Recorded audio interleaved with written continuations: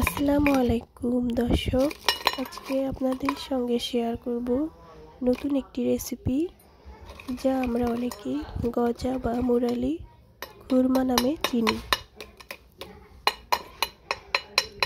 আপনারা যে নামে এটাকে ডাকুন না কেন, ছোট বড় সকলেই কিন্তু এটা খেতে খুব বেশি পছন্দ করে। তো এখানে আমি দেখতেই পাচ্ছেন কতটা ক্রিস্পি হয়েছে, একদম মচমচে, কতটা সুন্দর পারফেক্ট হয়েছে। তবে চলুন শুরু করি কিভাবে এটা বানিয়েছি আমি। তার আগে চ্যানেলটা সাবস্ক্রাইব করে লাইক দিয়ে কমেন্ট করে দেবেন। তো প্রথমে আমি একটা বাটিতে 1.5 কাপ ময়দা নিয়ে নিলাম। আপনারা যদি এটা আটা দিয়ে করতে চান তবু করা যাবে, কোনো সমস্যা নেই, তবে ময়দা দিয়ে করলে বেশি ভালো হয়। তো 1.5 কাপ ময়দার ভিতরে আমি সামান্য কিছুটা কালো জিরে দিয়ে দিলাম, পরিমাণ মতো লবণ দিয়ে দিলাম। তারপর আমি এখানে আরও দিয়ে দেব সয়াবিন তেল, দিয়ে দেব সামান্য পরিমাণ মতো। তো সুন্দর করে এটা মিশিয়ে নেবেন। শুকনো উপকরণগুলো তেলের সঙ্গে খুব ভালোভাবে মিশিয়ে তারপর একটু একটু করে পানি দিয়ে এটা একদম রুটির মতো ডো করে নেব।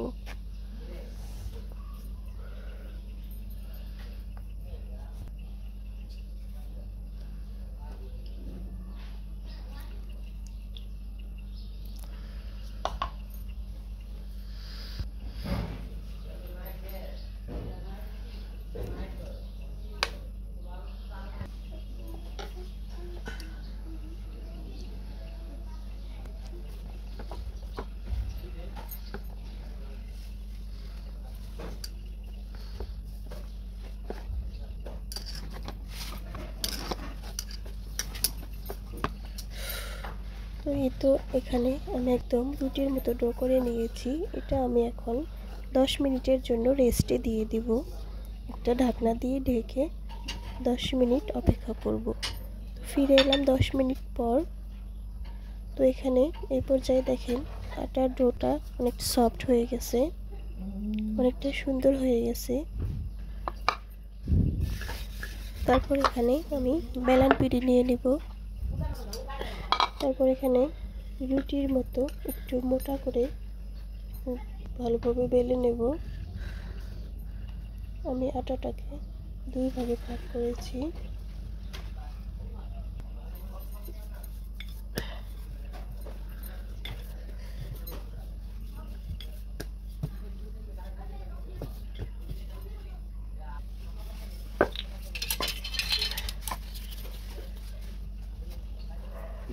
তো এই তো রুটি আমার বেলে নেওয়া হয়ে গেছে, একদম পাতলা করে না, একটু হালকা মোটা করে। তারপর একটা ছুরির সাহায্যে এভাবে কেটে নেবেন।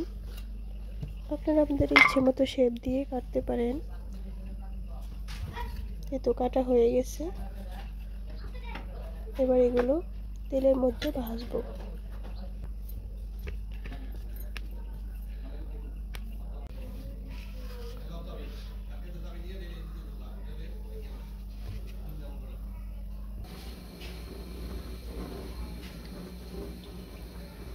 এতে একটা প্যানে আমি সয়াবিন তেল দিয়ে দিলাম।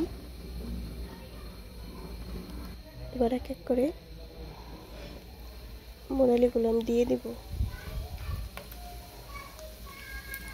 যতক্ষণ না হালকা লাল হয়ে যায় আমি ততক্ষণ ভাজবো।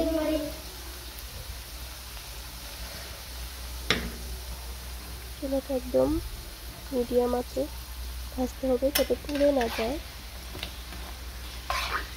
আস্তে আস্তে ভাজলে খুব বেশি মচমচে হবে, বেশি ভালো হবে। তাড়াহুড়া করতে যাবেন না।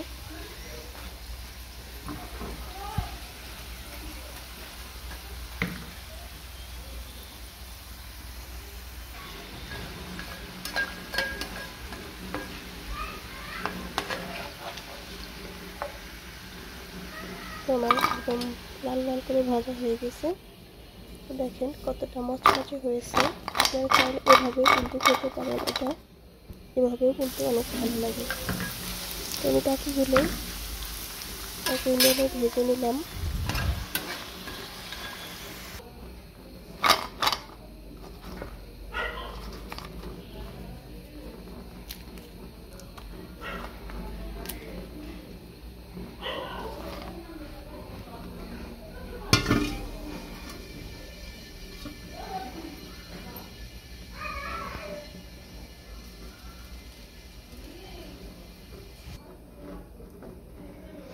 তারপর আমি একটা পাতিলে চুলায় বসিয়ে 1 কাপ চিনি দিয়ে সামান্য একটু পানি দিয়ে নাড়াচাড়া করে চিনি শিরা তৈরি করে নেব। তো শিরাটা তৈরি করা হয়ে গেছে।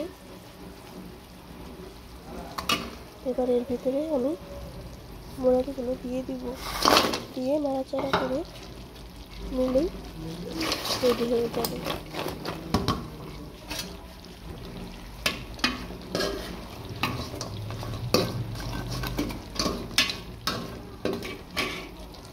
তো দেখেন কতটা পারফেক্ট, কতটা সুন্দরভাবে আমার মোড়ালিগুলো তৈরি হয়ে গেছে। আপনারা চাইলে খুব সহজেই সামান্য উপকরণ দিয়ে ঘরে তৈরি করে নিতে পারেন। তো আমার ভিডিওটি যদি আপনাদের কাছে ভালো লাগে তো অবশ্যই আমার চ্যানেলটি সাবস্ক্রাইব করে দেবেন, লাইক কমেন্ট শেয়ার করবেন। তো এমন আরও সুন্দর সুন্দর ভিডিও পেতে আমার চ্যানেলটি অবশ্যই সাবস্ক্রাইব করে রাখবেন। ধন্যবাদ সবাইকে, ভালো থাকবেন। আসসালামু আলাইকুম।